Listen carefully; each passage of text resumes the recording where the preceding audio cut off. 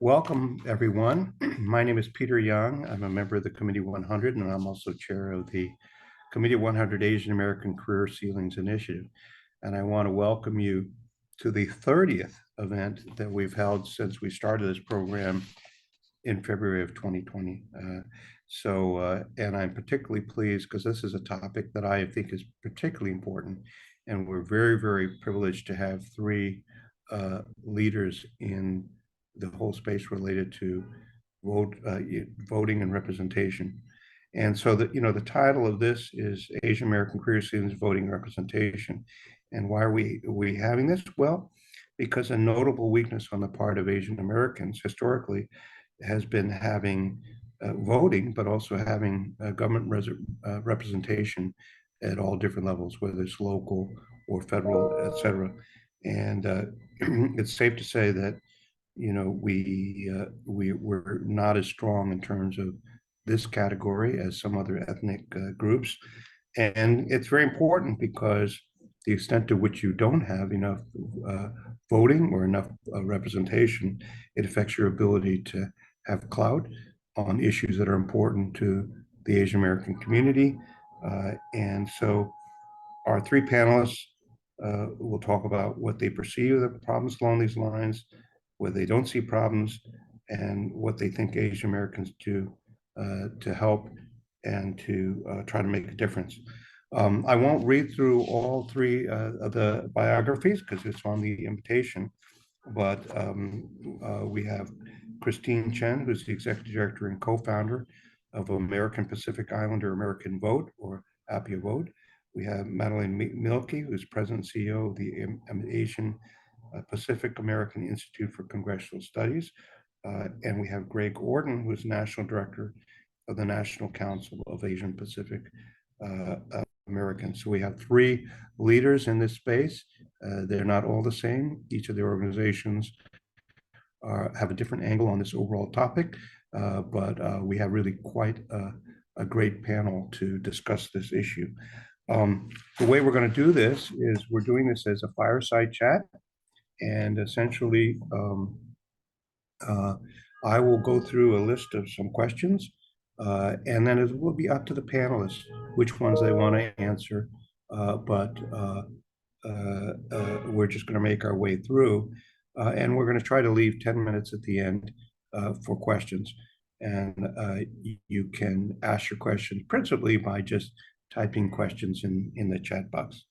So first, though, I'd like to help the audience by letting the panelists briefly explain what they do and their connection to the voting and representation issues, and directly or indirectly related to the career ceiling issue. So maybe we'll just start out alphabetically, last name. Maybe Christine, you want to start? Sure. We'll mix it up along the way, so you won't always be first. No, of course. So once again, Christine Chen, Executive Director for Asian and Pacific Islander American Vote. We're the nation's leading organization focusing on building political power by increasing voter and civic participation. Our strategy is to really work with local trusted messengers and nonprofits in over 29 states to really help them build their capacity to integrate this type of work into their pre-existing structure. But also at the same time, recognize that elections don't happen once every 4 years or every 2 years, but there are actually local elections happening every single year. And also the work continues after Election Day in keeping elected officials accountable and what we could be doing in terms of increasing our civic participation. Okay. Madalene, how about you're next? Thanks, Peter. My name is Madalene Mielke. I'm the president and CEO of APAICS, the Asian Pacific American Institute for Congressional Studies.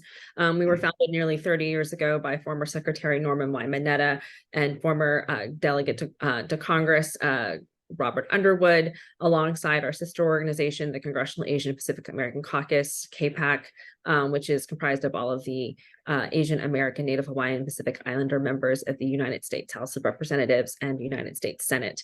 So the work that we do is to increase AA and NHPI representation across the political process, so from community advocate to elected leader. And we do that through our signature programs. And that really is a result of increasing and widening the pipeline. So we have a program that is focused for congressional internships, paid opportunities for college-age students to participate on the Hill, and then congressional fellowships, which are also paid, which are a longer 9-month program, also hosted on the Hill and at various agencies and in the White House. And then we also have leadership academies, which we do regionally and nationally to encourage more local participation in running for office. So our goal is to demystify the process and make government more accessible to the AA and HPI community. And we do that through those 3 signature programs, but we also do it through other programs that encourage high school students. We have a high school program that brings high school students to Washington, D.C. to better understand public policy and the stakeholders and institutions that create it, so that they have a better understanding of how they too have a hand in creating public policy. A women's collective to encourage more AA and HPI women to enter public service and to run for public office. And so the programs that we have are all created to encourage our community to participate in ways that allow them to see themselves as elected leaders. And they're already community leaders already, and how they can see themselves in a different platform if they want to pursue public service. Well, I love it when someone mentions Hawaiian, because I spent most of my childhood growing up in Hawaii, and I still can't figure out why I moved to the East Coast to live instead of staying there and surfing and freediving. Gregg, you're up next. Thanks, Peter. Hey, everybody. Gregg Orton with the National Council of Asian Pacific Americans. We are a coalition of now 47 of the largest Asian American, Native Hawaiian, and Pacific Islander civil rights organizations in the country. And the best way to think about us is, we are the national brain trust, if you will, for the whole community. We have member organizations that have policy-specific approaches, and we have member organizations that have community-specific approaches to their work. And so both Christine and Madalene's organizations are members of the coalition. And really our job is to represent that unified voice for our broad community in DC. And so whether that means engaging with the White House or with CAPAC or members of Congress or federal agencies, our members are working together to make sure that our communities are heard and seen and really considered when policy decisions are being made. More as of late, certainly back in 2018, we realized that there was a need to do more when it comes to civic engagement. And that's really where we began to lean on both Christine's organization and Madalene's, and recognizing that, it can't just be policy work. We have to be able to connect those dots. And so again, NCAPA is that neutral space where lots of Asian American, Native Hawaiian, Pacific Islander orgs can come together and be in principle disagreement at times, but most of the time we're finding ways to work together and again, present that unified front and sort of growing power for our community here in Washington, D.C. So it's a pleasure to be with you all, and happy to answer questions. Yeah, that's right. Well, it's very important to have a voice, because if you don't have a voice, they won't hear you, right, Gregg? So let's start out. I'd like to start out with a big picture and just saying, focus first on voting. And that is, there really are, if we look at the voting situation with regard to Asian Americans in this country, I'd like the 3 of you, or any combination of you, to tell the audience, what is it that we know about how Asian Americans vote in this country, both at the local and the national level? And what do you see as the positives and negatives about what the data shows? So anyone can speak in whatever order they wish. Yeah, I'm just going to jump in since that is in my organization's name. So, before 2020, I used to say that you might as well assume that half of your family and friends within the AA and HPI community was ready to cast their ballot, but the other half was not.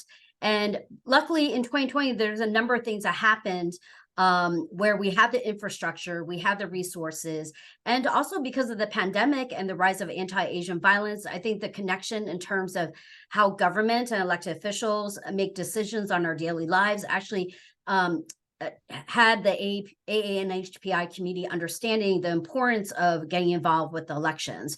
So as a result, we actually really increased and our voter registration rate from 56% to 63%. And our voter turnout rate actually increased by 10 percentage points to 60%. That's actually a larger jump than any other ethnic community. But at the same time, we still have a long way to go. We still are behind the white and Black community when it comes to voter turnout. But I would also any benchmarks to how far behind are we? So the for the white community in 2020, they were their turnout was at 71%, and the African American community was at 63%. Okay. And so we're getting better, but at the same time, those are actually voter turnout. Where we actually really need to focus on is still where we're lacking behind is voter registration. Okay. So we have a lot of work to do, especially among 18 to 29-year-olds. I think many times when I'm talking to community settings, a lot of people are really focusing on the limited English proficient and the first generation immigrants, which, you know, we definitely also need to make sure that we have translated culturally appropriate materials for those new type of voters. But at the same time, it's really the 18 to 29-year-old bracket where we actually have the lower participation rate.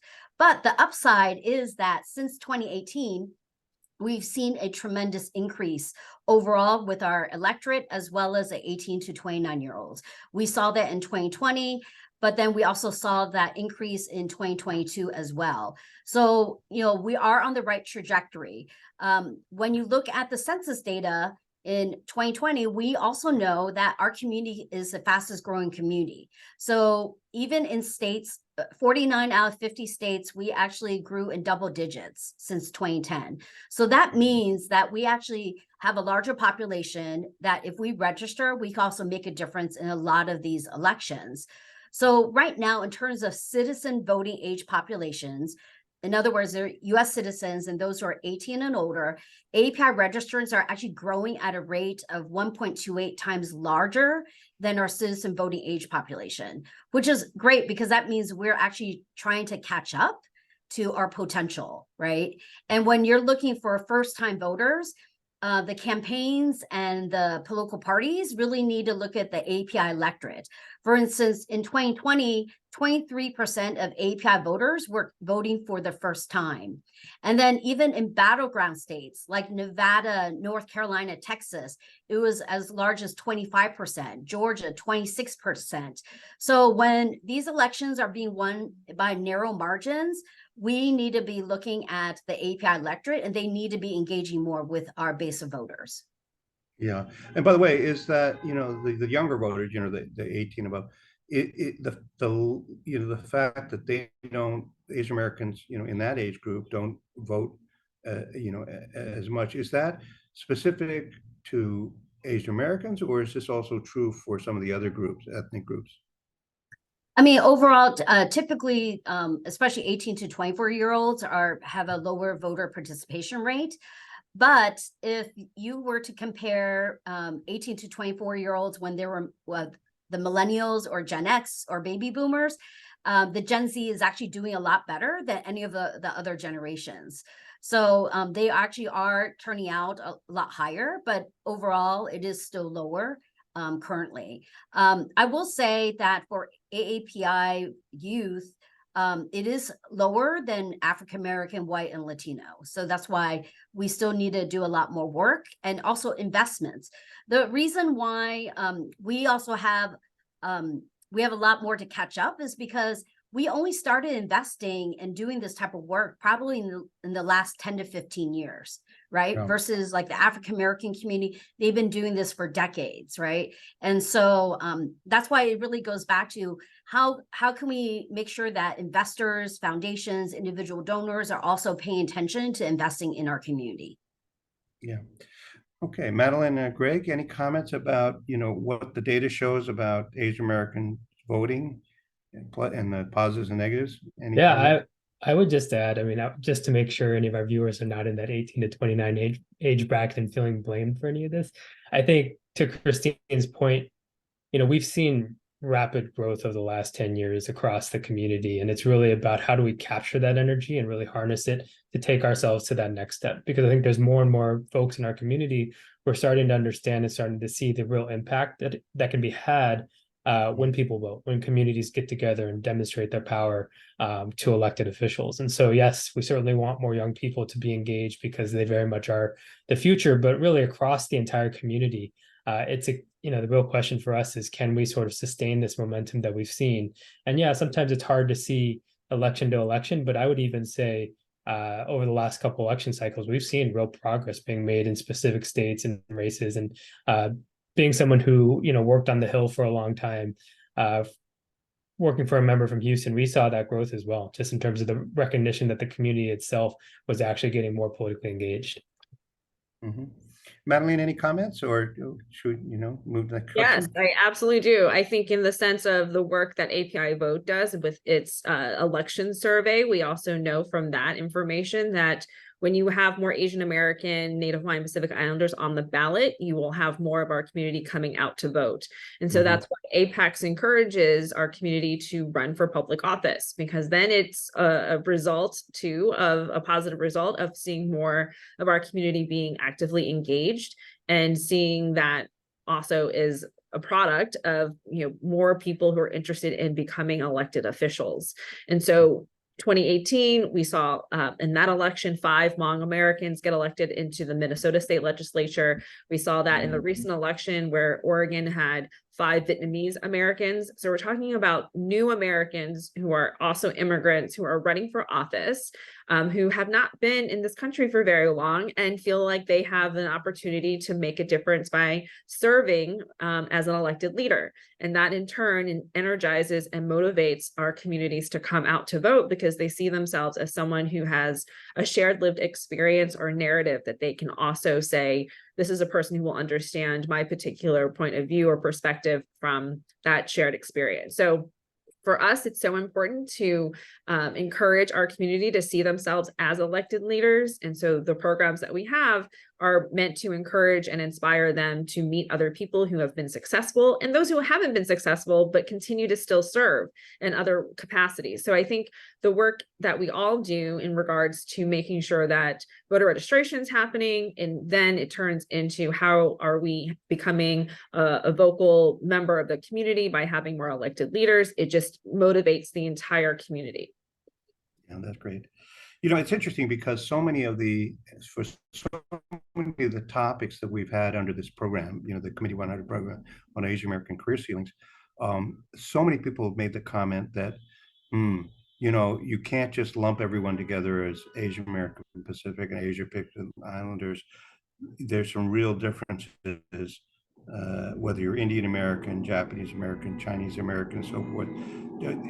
Just on the voting behavior, do any of the three of you see differences as you go below the overall Asian American? You think about the subgroups, East Asian, South Asian, Indian, Chinese, Korean, and so forth. Any differences that you see with regard to voting behavior?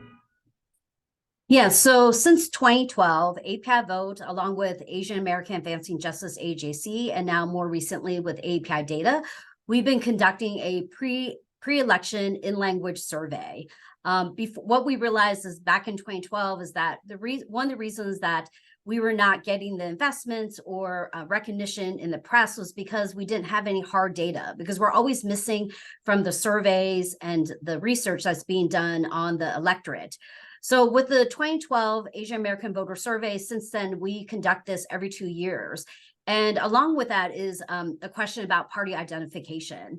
So, right now, typically the Democrats actually have the majority of Asian American, I should say specifically, because the survey is only of Asian American voters, actually are leaning toward Democrats. But we're also seeing at 35% are identifying now as independent voters. And the growing number is actually coming from the Chinese community at 47%. So the largest segment of the Chinese community is identifying as independent voters. Even with the Vietnamese community, which typically are supporting more Republican candidates, we're also seeing 46% that are identifying as independent. So what's telling us is that heading into the 2024 elections, it really is more about the issues, because then when we also ask questions about issues, healthcare, jobs, and economy continue to be at the top of mind for these voters.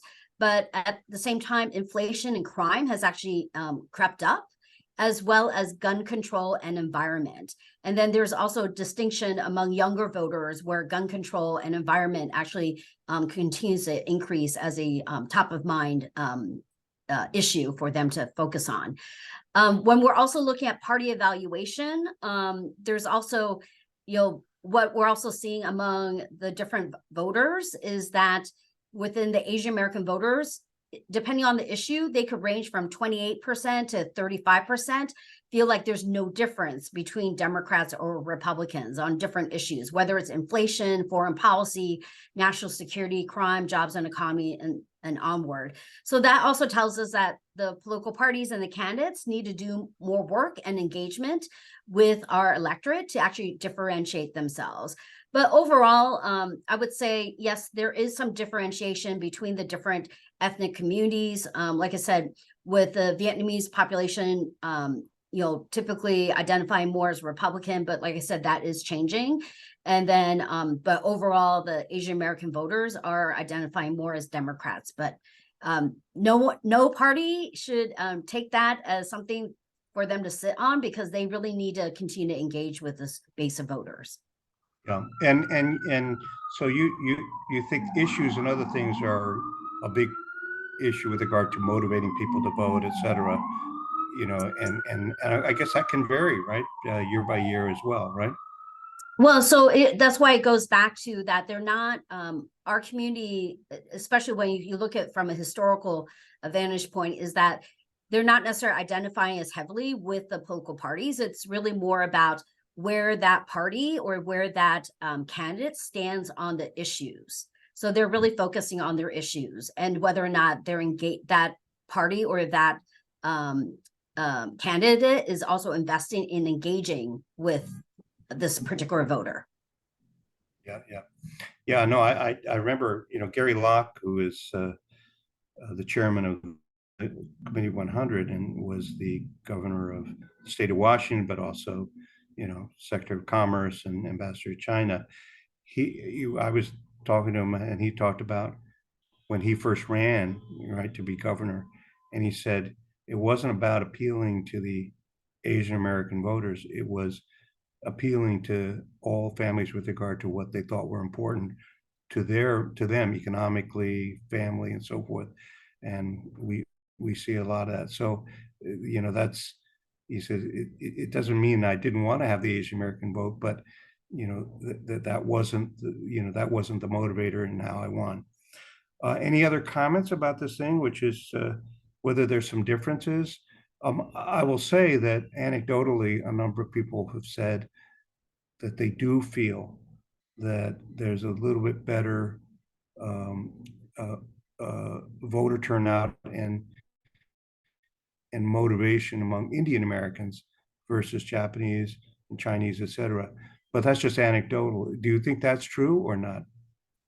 So you know what? It's really not necessarily about ethnicity as in terms of language access. So what we are finding is that between language access and also where they reside in what state and whether or not that state makes it easier or harder for you to access the ballot. So for instance, Hmong Americans, where a large segment of them reside in Minnesota, where they have same-day registration, automatic registration, where you could early vote, they make it really accessible. Voter turnout among the Hmong community is quite high, right? And maybe you will see in Japanese American and Indian American voters also voting at higher rates because their English capabilities is a lot better versus what you'll see in Vietnamese, Chinese, and Korean. So where you're going to have a larger different segments of the population where we're going to need more translated materials, right? So I would actually note that. maybe Madalene or Gregg would want to comment more about their political fundraising. I think that's a little bit different than what I'm seeing in terms of voter turnout. Okay, so you think language is a big determinant of turnout between different ethnicities? Yeah, I guess that, because I'm making a distinction about different ethnicities. So you say in the same city or so forth, that there's a difference among ethnicities, Asian American ethnicities, because of the language issue? So what we have seen in terms of studies is that those who are limited English proficient actually have a lower turnout rate than those who are English proficient.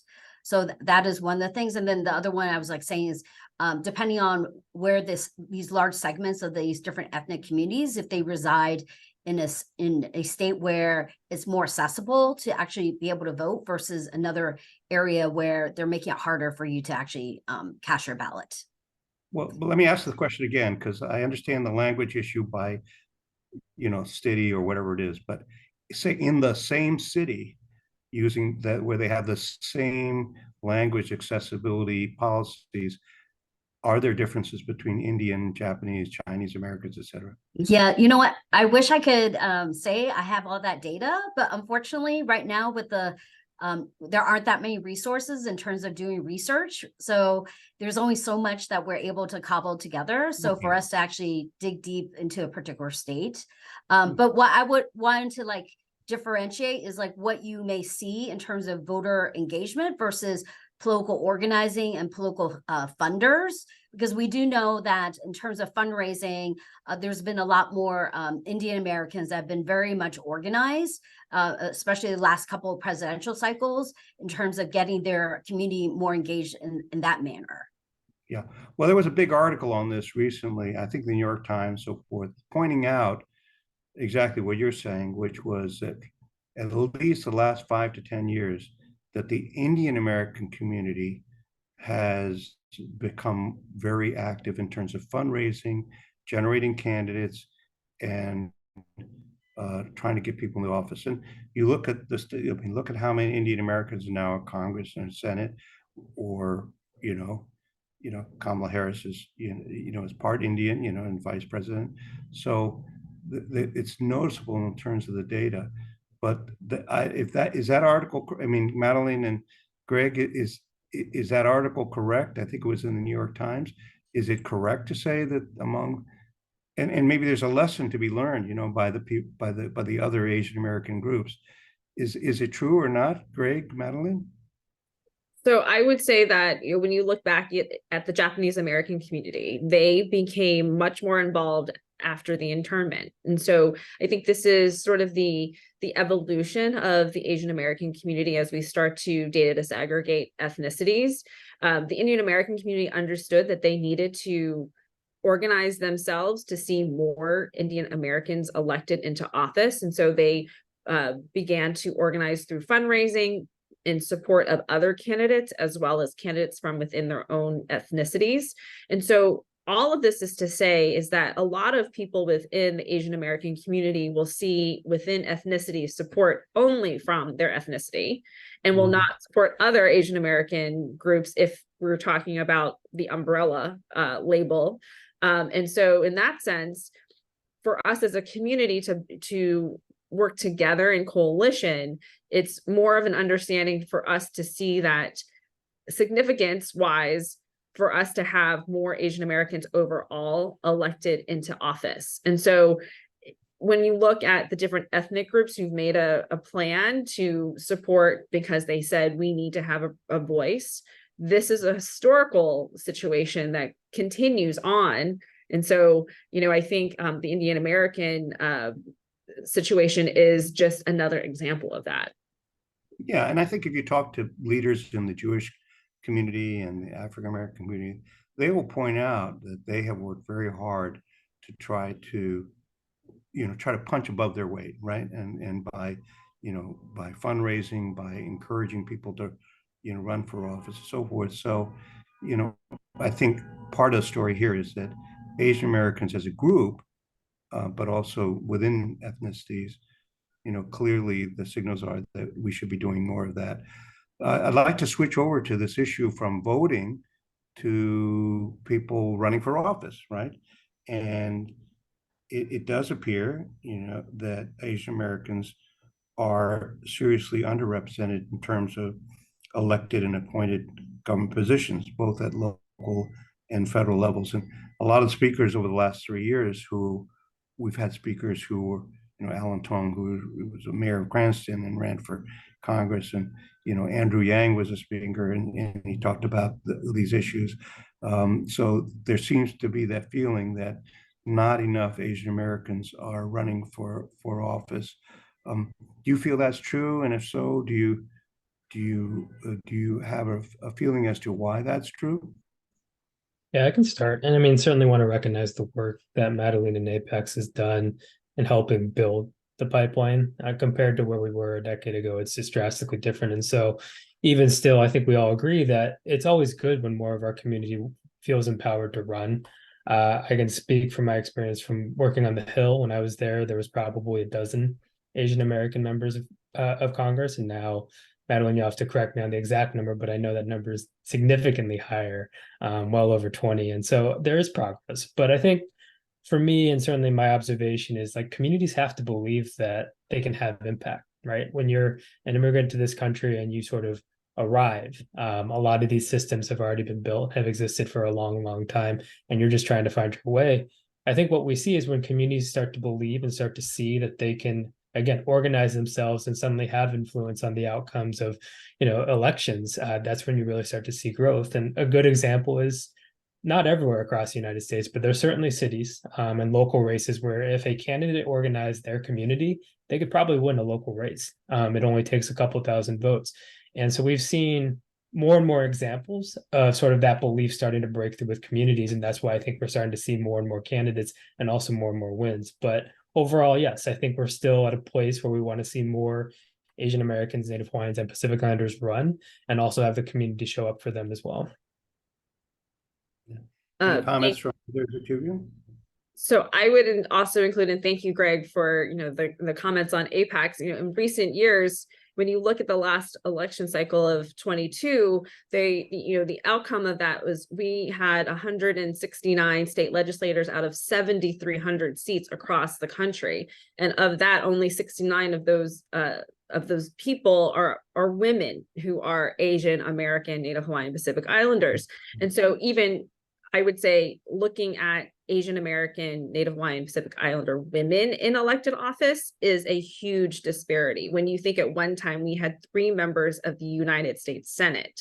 And so this is a huge disparity for us as a community because of the fact that when you look at how elected office is even created, it's a part-time legislature. It's a part-time elected position. You're asking people to do even more than what they're already doing in their regular lives. And so this is an educational awareness for our community as well, is to say that, yes, we understand that you are taking on an added burden in becoming an elected official. That also means that you are providing that representation and diverse voice of what it means to be Asian American in your community that may have been missing in the past. And so even now, when you talk about asking someone to run for office, and especially a woman, it's 7 to 9 times you have to ask that person. And so you're adding on top of it the fact that you're asking an Asian American person to run for office and explaining to them, yes, I'm asking you to run for office in a seat that only pays you maybe $5,000 and you have to work for 90 days. So there's so much involved in about just saying, hey, I want to run for office, because not everyone's going to run for Congress. And if you want to run for your state legislative seat, you have to see what the qualifications are, but also what are the benefits? Like, why would you even do this? And so there has to be a values proposition for our community to see the value and the worth of why they should even run for office, because what do they get out of it? What they're getting out of it is this opportunity to support the community and provide a different voice. So the educational awareness program is why APAICS does this from a high school program to mid-career, because you have an opportunity to be an elected official or someone to sit on a board or a commission in an appointment without running for office and still provide that diversity and that lived experience as an AA and HPI. Yeah. And I just want to also, I just want to make one comment, but one of the problems has nothing to do with ethnicity, which is it's become so much harder personally to run for office, whether it's how much money you have to raise. 100 years ago, you didn't have, it didn't cost $2 billion to have a presidential race, for example. But the other is, for better or worse, the amount of scrutiny and media scrutiny and all this other stuff that's happened. So, and this has nothing to do with being Asian American. It's been harder and harder to get good people to want to run for office, no matter what their ethnicity is. So, that's part of the problem, but it's not a specific Asian American problem. But in terms of specific Asian American, do you perceive that the current problem of the Asia hate, which is partly due to this clash between the US and China, do you think that is, number one, in any way discouraging Asian Americans from running? But the other side is, do you think it's diminishing their chance of winning?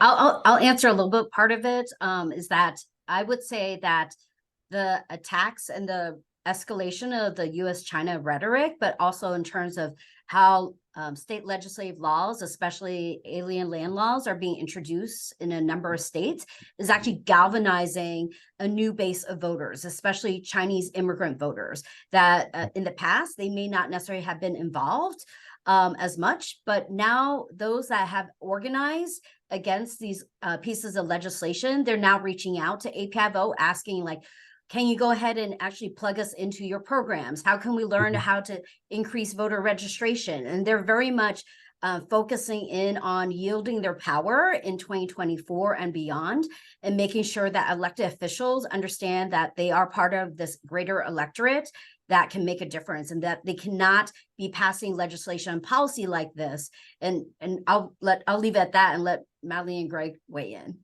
Well, that's an interesting point. And in fact, a lot of these groups have been very successful in trying to stop some of these crazy legislative moves, right? Like in Texas and so forth.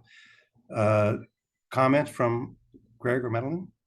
Yeah, I would simply add that I think, the wave of anti-Asian racism that we've seen over the last few years that is likely to continue, it all goes back to this idea that we've been talking about, where communities and individuals have to believe that they can have impact on the system that they're living in. And I think, to Christine's point, we have seen more and more state and local API groups emerge, right? Interested in pushing back on some of these narratives, interested in learning more about how to get more politically engaged. And I think the real challenge, to Madalene's point, is, can we find individuals who feel inspired, or quite honestly angered enough to respond to all of this hate, to really take the opportunity to run for office? And I think that really is the question. And so I, being the optimist, want to believe that we'll see more positives as far as the response to the hate, and more of our community feeling like they need to do something about it through the electoral process or through running for elected office. And those are narratives and stories that are quite compelling. We've seen many times through the election cycles, when someone shows up and can tell their story from a genuine point of view, it really does capture the imagination of voters, and it's something that people can empathize with, and it's something that, again, really can move voters at the poll. Yeah. The reason why I picked this topic is because, one, it's very important, but also because there is a connection with the career ceilings issue. And I'll give you one example, and I'd like each of the three of you to say where you see the connection of doing better or worse, depending on the career ceiling side, depending upon how successful we are in voting and representation. So one good example is this.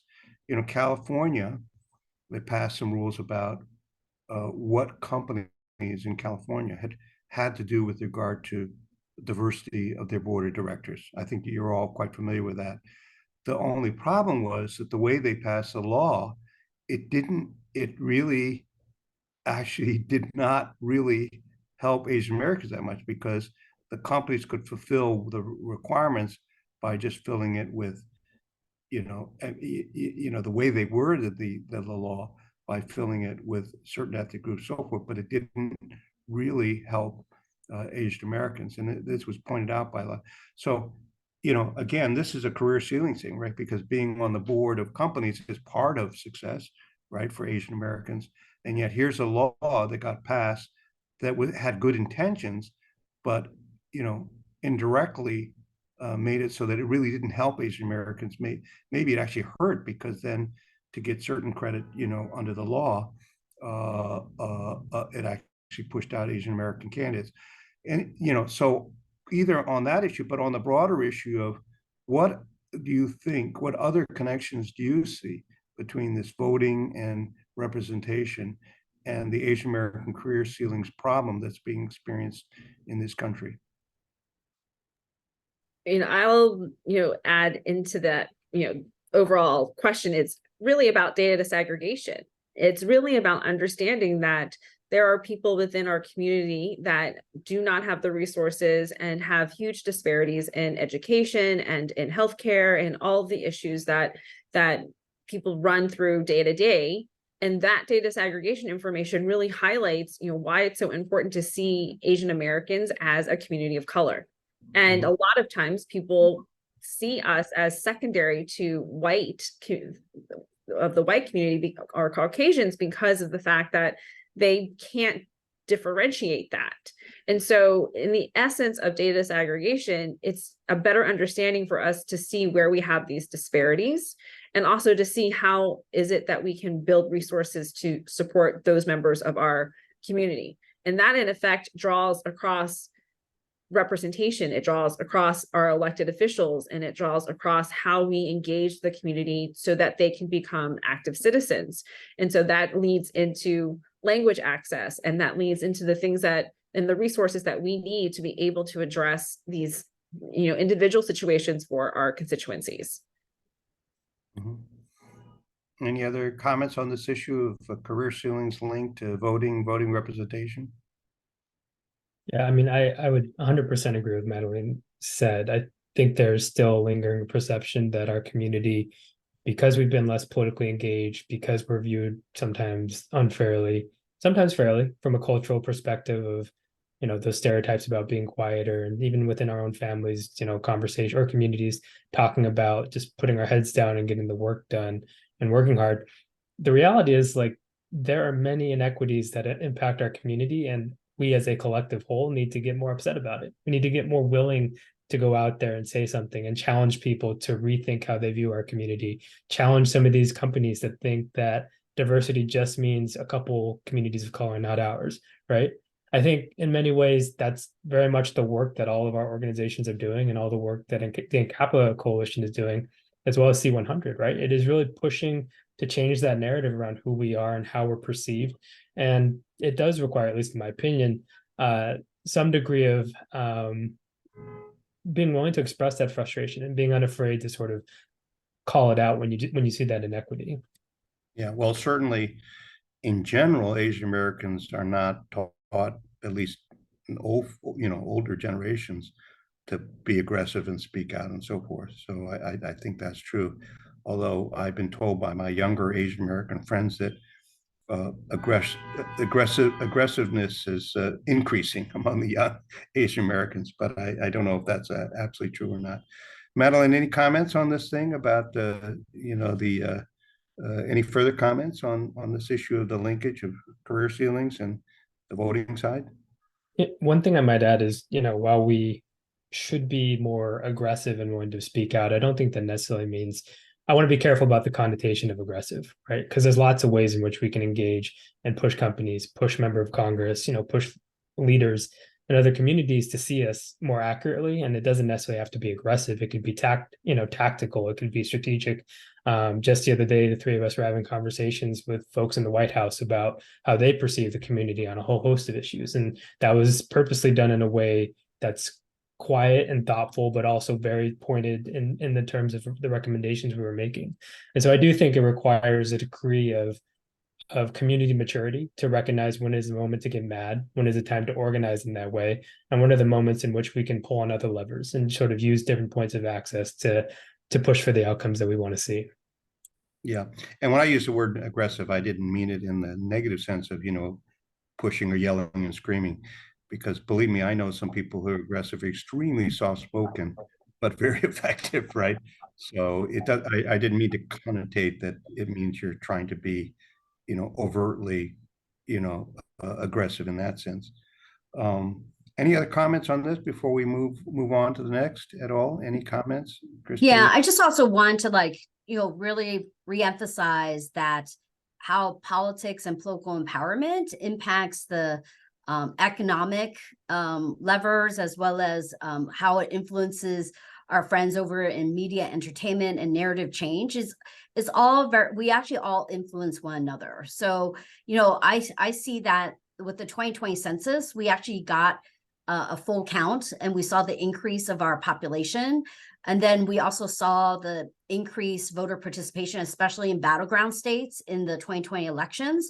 And then when we were faced with all the rise of anti-Asian violence, I think we were in a better position to get the elected officials to pay attention to address those issues because of what was just done in terms of the elections, in terms of being counted in the census.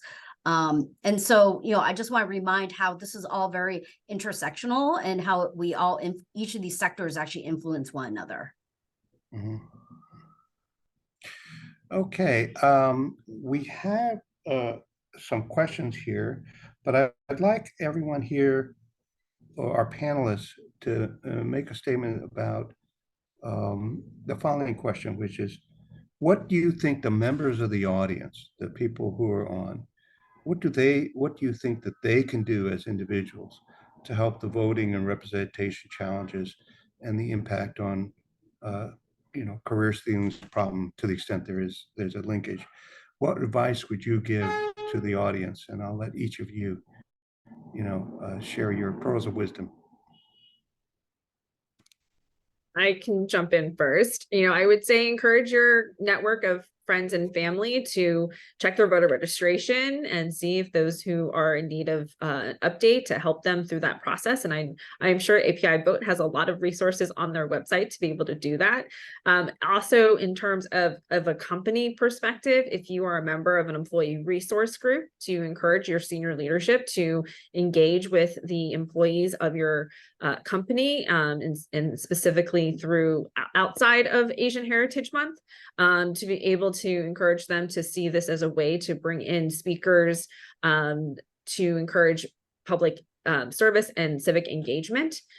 We do this quite a bit in speaking to ERGs about what does it mean to have diversity and representation in public service, and how they can support the work that we do by encouraging their networks to take a look of being actively involved when it comes to lobby days, when it comes to talking about the work that they are doing within their companies. Mm-hmm. Gregg or Christine, advice you would give to our audience? I would say just continue to lean in to C100.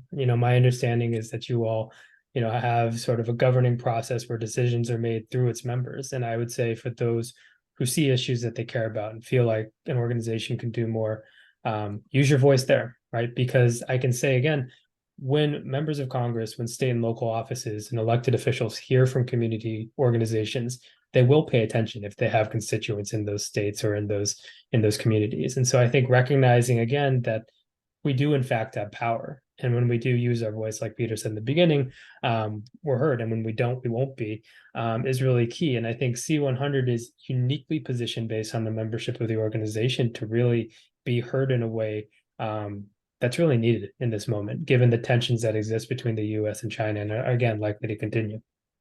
Yeah, well, we certainly do that where, as much as we can. And I think there are a number of Committee 100 members who are very active and influential at government level, so forth. In fact, in about a week or so, a number of them will be down in DC speaking with senior government officials.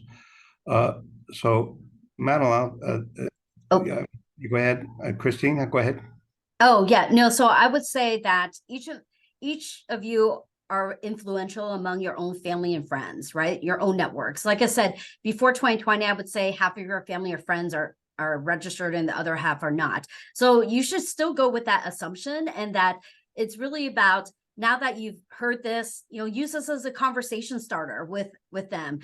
We need to actually talk about politics and policy and issues and help them connect the dots on a day-to-day basis. So that way they are not overwhelmed when it comes to the 2024 cycle or the elections, right? You also have the influence to make sure that they are provided the correct information and to fight back dis and misinformation. It's really that one-on-one relationship that you have. You're going to be that trusted messenger that can overcome some of the things that they're going to see on social media or on the WeChats. And so it's really about having you get engaged. And the best way to do that is also follow each of our organizations on social media. All of us typically throughout the year have a call to action for different things. So for example, this week and yesterday was National Voter Registration Day. If you were following us, we were actually providing direct ideas about how you can actually get and talk about voter registration and making sure that you check your own registration, right? And so we have a different number of things for you to actually participate in. But once again, yield your own personal relationships and lean in on that. Okay. Now we have a lot of questions here. We have 10 questions. And so we won't be able to go through all of them, but let me pick some that are particularly interesting. Someone says, I'm curious how Asian Americans and specifically Chinese Americans are affected by misinformation during political campaigns compared to other ethnic racial groups, ? So I guess it's asking, do any of the panelists either feel that they have some information or data along these lines and an opinion about the question? So both APIAVote as well as we're part of one of the committees within NCAPA, we actually have a staff member focusing on mis and disinformation. So we actually analyze on a weekly basis what are the trends around mis and disinformation as it's related to the elections. We do see that there is more and more engagement on WeChat, Kakao, WhatsApp, and in language, right? And it is problematic because many times those are closed off circles where you can't just have a random person go in to monitor all that. So that means we actually need all of you as volunteers to actually enter into those spaces, talk to your moms and dads and extended families to get into those spaces to help monitor that, and then to also introduce in language material to actually confront that or to actually provide the correct information. Mm-hmm. Madalene, Gregg, any thoughts on that question? I mean, you don't have misinformation, disinformation's impacting Yeah. everybody. It's not just Asian Americans. Yes, yes. To Christine's point, I mean, there are specific ways in which it shows up in our communities. And yes, it is on us to work to try to address that and get good information out there so that we have more well-informed folks in our community. Yeah, no, that's right.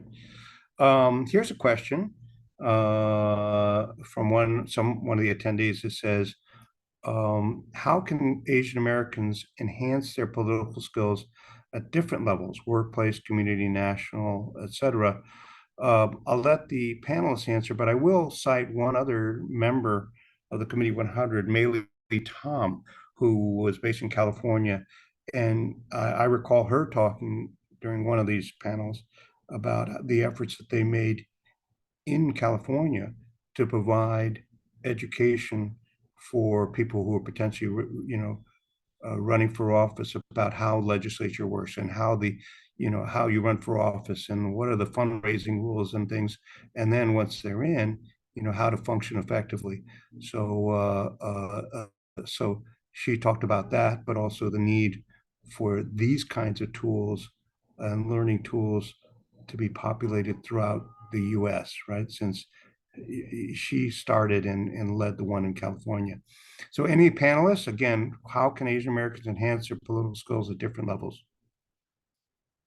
So with APAICS, we have a very similar situation. As Mielke spoke of her experience, I think I was actually on that panel with her. And so with APAICS, what we do is we have regional leadership trainings. We actually have one next week in California, in San Diego, and we travel across the country and also have a National Leadership Academy where we typically bring people to Washington, D.C. for those who are interested in running for office. So the opportunities are pretty wide and vast. podcast if you visit the APEX website. And I think it's important for us to also understand not just elected office, but also, boards and commissions. A lot of Secretary of States within their websites will also list boards and commissions and opportunities of when to apply for those applications. APEX, we have a resource library that actually has a lot of videos in YouTube on our YouTube channel that explains a lot of this work, and also interested in working in the administration and CAPA and APEX, we have a job bank. So please feel free to take a look at our individual websites. You can also see all that information on our social media as well. Yeah, that's great. Oh, that's right. I remember that panel. It was really great to hear what Madalene, what you had to say. Any other comments on this by the other panelists? Okay, now I have one that probably it's a difficult question to answer, but I'll read it. I'm of Asian descent and also a registered voter.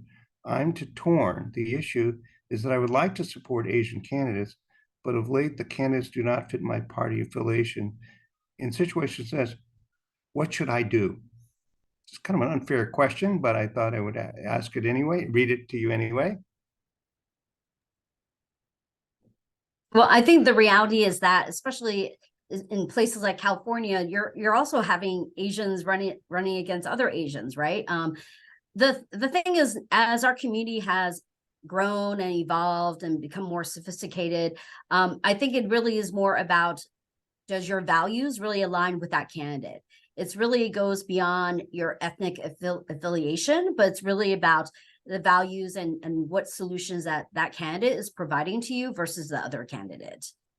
Mm-hmm. And that's the advice that APIAVote typically also, when we do voter education, that is what we highlight. And so that's why it's really always about, how do we educate our voters about what these candidates are, what do they have to offer?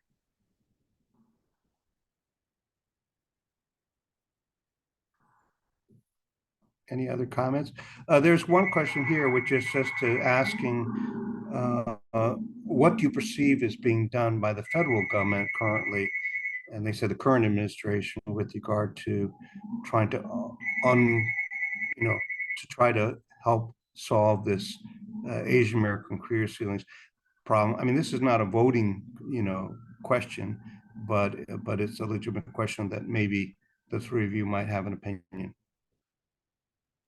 Yeah, I would go back to the resume bank that Madalene mentioned, that NCAP and APEX have been essentially managing since the beginning of the Biden administration. And I want to be fair to the Biden administration. I think they've made some really significant strides in making sure that their administration looks and reflects the diversity of the country. There are many Asian American, Native Hawaiian, Pacific Islander appointees throughout the government. There's a number of high-ranking officials that are from our community as well. And so I would say, more to the question about the private sector, there are ongoing conversations with the administration about how we respond to the recent Supreme Court decision and what are the implications of that in the private sector. And I think, they've been very receptive and recognize the importance of making sure that we don't back away from investments and efforts made related to diversity, equity, and inclusion. And so I'm very hopeful that they'll continue to sort of be outspoken on that. But I do think it is worth recognizing that they have one of the most, if not the most, diverse administrations in history. Yeah. Well, look, we always like to start on time and end on time, and we're a minute away from 5 o'clock. First of all, I do want to thank our three panelists, and we did achieve what I had hoped, which is three very knowledgeable but diverse opinions with the three. And Christine, I want to thank you for your efforts to help put this panel together. I also want to say that this is a huge problem and it's complicated. And I think, as you have heard from the three panelists, there are lots of things driving all this behavior and so forth. But the reality is, I think their message is it matters. Voting matters. Going and voting matters. But also, if you think you can deal with, making 5,000 for, for, X number of days of work or whatever, try to do things try to think about running for office. Think about making a difference. I know it's a hard decision because there's so many negative things associated with running for office or even being in office, but particularly on the increment. And I think that's a comment that a number of people, I think Christine, you made, which is you don't have to be the majority, but if you have enough so that you can impact on the increment, it can make a huge difference. I mean, look, right now in the Senate and Congress, 2 or 3 people are pretty much, having a huge impact on where the Senate and Congress ends up. So think about that. It doesn't have to be the total, the total numbers. So one thing, I'll just ask the panelists. Each of you has a chance to make one last comment if you wish, or not, before we close. Optional. Okay, all right. Well, given that, I want to thank everyone. I also want to just mention to everyone that we will continue to have this program, but we are thinking about, there are 2 things I want to mention.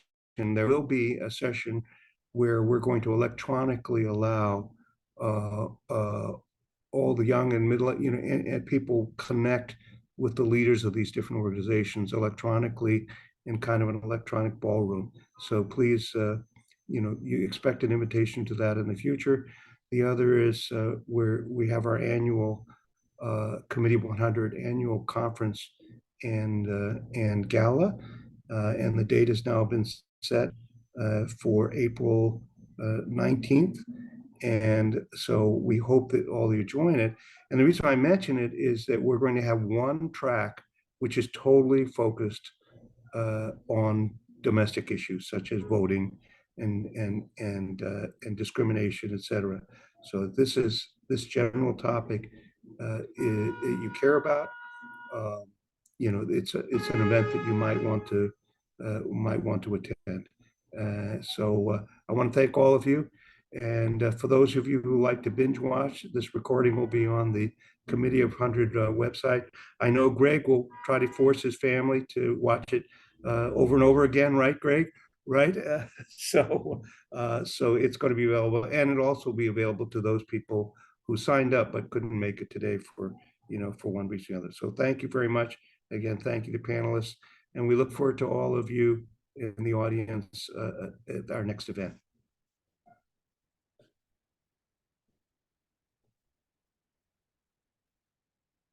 Thank you, Peter. Thank you all. Thank you so And much. what